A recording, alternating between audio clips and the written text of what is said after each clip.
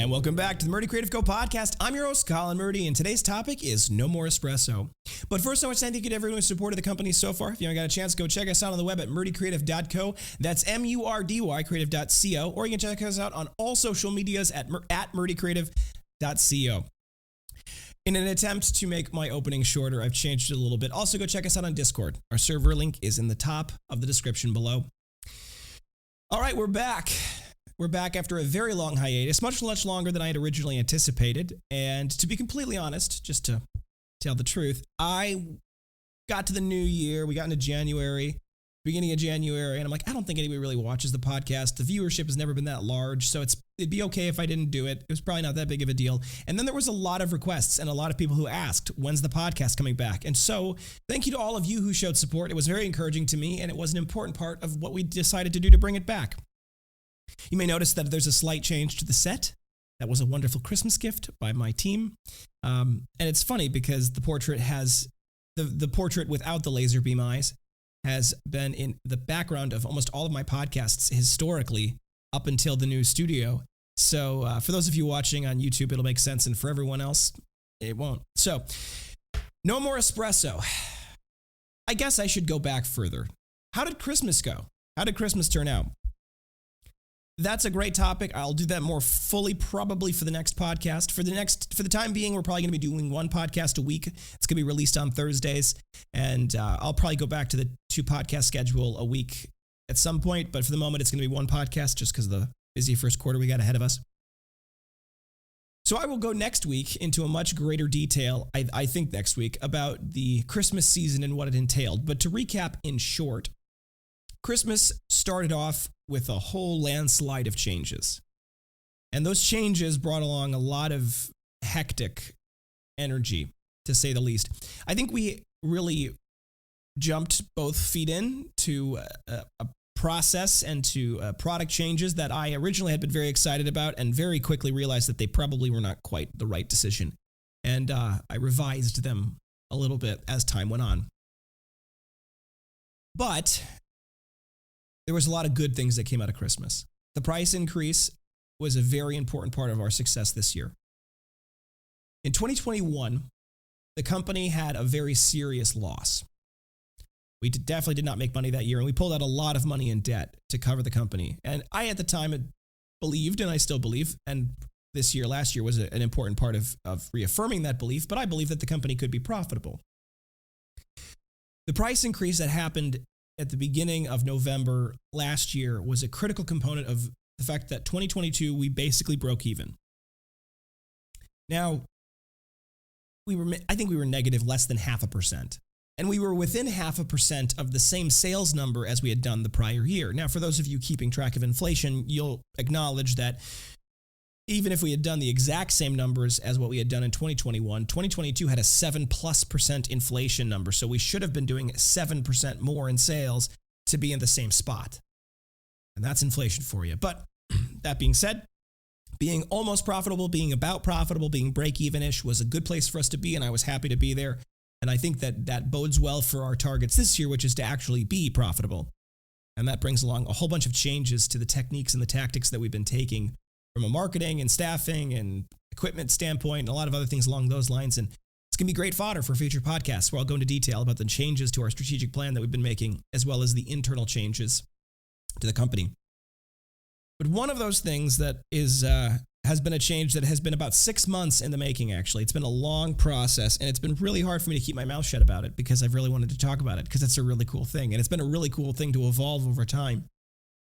But we have changed our leather supplier. We've changed our tannery. We used the same tannery for the first 4 years of the company, and we had loved working with them for a long time. Initially, they had not been, in my opinion, the most scientifically advanced of the options available to us. Milwaukee has a number of tanneries, but they were, in my opinion, kind of the best. They were very good suppliers. They were very good and forgiving on financial terms when we needed to get a little bit of extra time. They were very good working with us, and there was a lot of good things that came out of that. And I was very happy with the leather that they provided. And then COVID hit. And I don't know if it was because they did not do a good job managing their suppliers or if it was that they didn't do a very good job managing their costs, or if they saw a significant spike somewhere in the process, but they had increased the price on us every time we ordered. It went up and up and up and up and up. And the quality that was coming out of it was not as consistent as I was expecting, as I wanted it to be. And we had a lot higher waste out of the product and out of the tannery than we had wanted. And really, it was not good for the numbers. It was not good for our cost structure. It was a problem to have the quality be something that was, we'd get a mill of 2,000 square feet, and we'd have to throw out half of it or more in some ways because of some elements of it that were not good. We normally have a scrap amount because cows don't grow in perfect finishes, but we'd have a lot of waste, and it was a real problem. And because the costs had been going up and up and up, it provided me with an opportunity to say, look, when we had originally quoted out pricing for different leathers and different square feet, a lot of the other tanneries in the area had come out higher and more expensive in their cost, but they had a more scientific process. And so let's go back and get a new quote from them, see where they're at. Now that the price that we're paying at our old tannery is as much or more than we would have gotten from any of their competitors. And so we went to a competitor. And I like this competitor. I've actually always liked this competitor. I've had a lot of respect for the person who owns this tannery, and I like him as a person. I think he's a great businessman, and he's young, and he's like me, and he's a very smart guy. He's very savvy in his business expansion plans, and he's done a really good job purchasing the most up-to-date, advanced equipment. And because of that, he's been able to ensure that the leather that we were getting and the leather that we are getting has a consistency to it that is precise. One example is they have a color spectrometer that they use or something like that. Some method of, it's a machine that's designed specifically for fabrics and leathers where you can put it in and it hits it with a specific pattern of light and it generates a report of exactly how much blues and greens and reds and all of the other things are in that piece of leather. And so as part of their quality control process, they sample, I think it's something like 10 hides out of the whole mill, and they have to be within a certain tolerance of the standard that we have set. And if it's outside that standard, they don't give it to us. They go back and fix it, or they go back and make a new mill altogether. And so that level, that commitment to consistency has been really encouraging. And the methods and the machines that they use to manufacture the leather are newer. They're just newer in the way that they do it. And the machines that they're using are more precise in the application of the finishes and the waxes and the coatings, which makes the surface better. And it also allows for us to get, as good or better pricing, in most cases, a strong pricing result. Now, it's more expensive than I would like, and it's way more expensive than it used to be in the world of leather, but it's still, solid pricing, and I'm happy with that. One of the things that I've been very excited about is that opportunity to switch tanneries has presented us with a new opportunity to say, look, we couldn't do things with our old tannery from a finish perspective, the way that the leather was finished to the levels that we wanted. But now that we're going to a new tannery, let's look at making our leathers better, genuinely, across the board. And one of the things that we had decided to do was to say, I don't want the leather to just be water resistant, and I don't want it to spot. I want the leather to be truly waterproof to whatever the industry standard is. And so when we got our leather, the first samples of our leather done, before they added the wax coat to it, which is a new thing, I'll tell that about in a second, but before they even add the wax coat, just the crust itself passed 15,000 maser flexes. Now, for those of you who are going, what does that mean? Don't worry, I needed to learn about it too. Maser flexing is a specific machine that's used that takes and cups a little piece of leather into a bowl. And then it dips the bowl in water so that there's water outside the bowl and no water inside the bowl. And then the machine flexes that little bowl shape and creates a little crease in it, and it flexes over and over and over and over to simulate, for example, it was designed for boots, to simulate leather being flexed in a puddle. So as if you were submerging your boot in water and then flexing it, how many of those maser flexes would it be able to pass before it starts to fail, before water enters the little boat you've created? Our leather passed 15,000 maser flexes, which means that it is waterproof to the military specification, which is the only people that actually have a specification for waterproofness. And as part of their standard, they just turn it off after 15,000 maser flexes because it normally can go for a very, very long time. If it makes it to 15,000, it makes it much, much further normally. So our leather, our new leathers we're all going to make that standard as a part of our standard. So it's truly waterproof as the crust. Then on top of that, they added a wax coating at my request. And I wanted a wax coating to make it so that if you spill your coffee on it, you can take a paper towel and you can wipe it off and it leaves no mark whatsoever, no residue. It doesn't even look like it got wet. And so we got a new color in, and I wanted it to be a little darker, a little richer, a little more full in its pigmentation. And those were the specifications that I put together. And they made me a new color that I love very much called Americano. That's what I called it. They just said, whatever you want to call it, it's yours because you came up with it. So the new color, and for those of you watching on YouTube, I'm showing it off. And for those of you listening on the podcast, it's just the most beautiful thing you've ever seen. So just go with that. The new leather has this beautiful wax coating, makes it a little bit shiny when you look at it in a kind of an oblong way. When you look at it from the side, it has a little, it's not that matte surface, but the color is much richer, much brighter and darker. And I know that sounds contradictory, but and it might be in your vocabulary and might be in most people's vocabulary, but the color is a richer color, I should say. And the depth of the color is darker. So it's a darker color that's more colorful than the washed out nature of the espresso. And part of that's just the wax coating brings out the color better. Now, if you're looking at YouTube, you'll also notice that there's some striations in this piece. One of the things that we also did is we said we want to ensure that the leather is truly full grain. And so the leather previously that we had gotten we were told it was full grain, and it was full grain by the most basic specifications. But this is even more full grain, if that makes sense. There's actually a further top layer to the leather that is normally taken off as part of the first process. And I said, I want to keep the leather as intact as humanly possible. And so that's what they did. They left the surface of the leather very much intact, which means that it's the grain is extraordinarily tight, and it's very beautiful. And it actually retains most of the character of the piece of hide before it was even tanned. So it retains those beautiful fat wrinkles and fat lines. Now, in the old days when we had rugged, and you may have noticed that we don't have rugged anymore on our website, but I'll go back into that. In the old days when we had rugged as an option, part of that was because the parts of the hide that had the fat wrinkles in them they didn't have the same surface characteristics as what we described as our Premier. The new hides, because they're truly full grain, not only do they not have very much of what we would normally describe as Premier in them, period, because that's just not how leather is without quite a bit of grain correction. But beyond that, the leather surface is wax coated now, so even the areas that might have more character to them have a smooth surface. So now we get great yields out of the hide, and we decided that we were going to do away with that distinction of Premier and rugged, and it was just going to be, quote, the leather.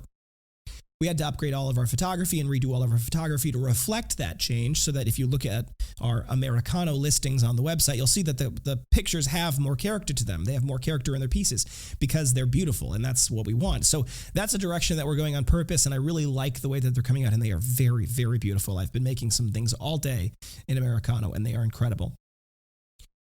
And it's a better leather. It engraves cleaner. It's got a far more precise engraving. It engraves with a darker hue. And I'm thrilled with the way that they're turning out. So the espresso is going away. It is gone. It is historic. We're putting the espresso in the museum, and it's been a wonderful leather for us. And it makes up the vast majority of what we sell from a color perspective. So this is a gamble. It is a gamble. And as a company, as a business owner, don't think that I'm not a little bit nervous about that, right? The bestseller product that we've got across the board is this color, and we're discontinuing it for a different one.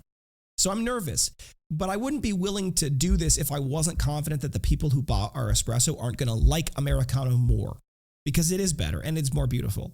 So I'm confident that those of you who have espresso out there, if you were to buy something in Americano, you'd go, I do like this more.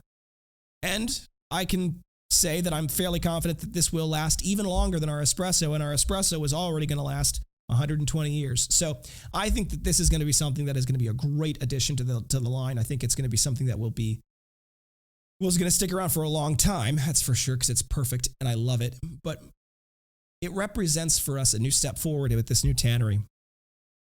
We currently have our chestnut, and we currently have our slate, and we have our Bordeaux and our onyx color still available, and that's in the old style of the old leather. So if you like that, there's options available. Over time, potentially in the next couple of months, we're hoping in the next couple of months, those colors will one by one begin to drop out, and the new replacements will come in. So keep that in mind if you're looking forward to that, or if you're the person who says, you know what, I love the slate so much, and I just want everything to match. Well, now's the time to get it because it'll probably go away. And they're going to be replaced with, and I've got samples of them at the moment that I'm looking at, but I will say that all of the colors that the ones that we currently have are going to be replaced with are going to be a darker, richer color. So a lot of that lighter color is going to disappear, and we're going to have a darker, richer, fuller color. So if you like that lightness, now's the time to buy. And the things that are coming out soon are going to be exciting. All of this to say that there is a new direction for us as a company in this, and this opportunity that is presented to us is really a decision to say we are not willing to compromise on quality. And even though we've had a good relationship with this tannery, if they can't meet the high bar that we set for our quality standards, then we need to go find someone who will, and we have. And we are not compromising on quality. So we are working on making leathers better and better and better. And I truly believe that we are getting to this point where this is as good. I mean, this is as custom designed as it can possibly be for leather. We have controlled every part of this process, and it is exciting to see what's coming out of this. And working with this new tannery has opened up opportunities for more special edition things too. So I'm hoping that we'll bring on some new special edition things throughout the course of the year, although those aren't quite ready for prime time just yet. So we'll get there. Like I said, I'll tell more about this Christmas season and the end of the year as time goes on. I'll talk more about the changes to our strategy and the strategic plan going forward. I've got a lot of new opportunities to talk about with new products that we're launching, because we have new products that we're launching shortly. So pay attention to your emails. But definitely check out the Americano for those of you who are sitting there thinking to yourself, man, I would love to get the new color. Check it out. Go get it today. Americano is available on the website for everything. If you happen to look and you don't see the pre-engraving of your desired available in Americano, just reach out to us. We're transitioning everything on the website, and the pre-engravings have been the last step. Now, by the time this podcast is released, they should all be done. But, the best laid plans of mice and men oft go astray. So I can't promise that they will be. And if something you're looking for is unavailable, feel free to reach out to us. Along that same line, if you go and you look at the customizer is going to say, right now, it's going to say contact us across the board. The reason for that, simply put, is getting the new color, getting all of the photography done to put all of the new color in the customizer and have the customizer have all of the Americano options for you to customize. It's just taking a long time. There's just a lot of content that needs to be created. We have a large product line at this point that we have to cover. So if an item is, if you want to get something customized with your logo right now and the customizer is not available, send us an email. Melinda will be happy to put together a mock-up for you, as well as a custom order link, and you'll be able to order through that. And she's normally responding to people within 24 hours or less. So we're happy to help make it happen, and we want to help make that custom thing for you. So reach out to us by email if you'd like.